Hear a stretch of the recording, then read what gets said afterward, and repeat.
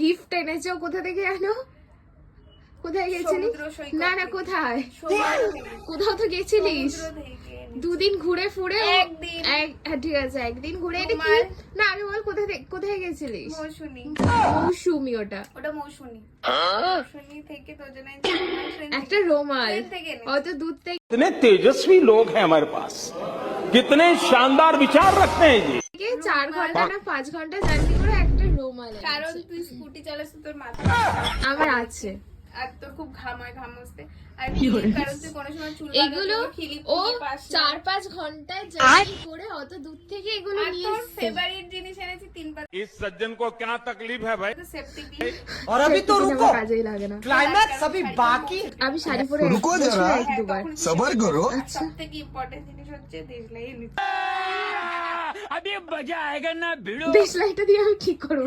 না আমি খাই বিড়ি না আমি সিগারেট। অন্য কাজেও লাগে কারণ তুই নিচের ঘরে কেউ কাউকে আচ্ছা পুজো দিতে এত থটফুল গিফট এগুলো হচ্ছে থটফুল গিফট। কেউ 3-4 ঘন্টা জার্নি করে এগুলো নিয়ে আসে। আরেকটা ব্যাগ ও আরেকটা প্লাস্টিক না সরি কাপড়ের ব্যাগ। প্লাস্টিক বর্জন করুন। 2 টাকা দিয়ে কিনে এনেছে ব্যাগ। এইসব গিফট কার কার দিদি এরকম দেয় বলবেন।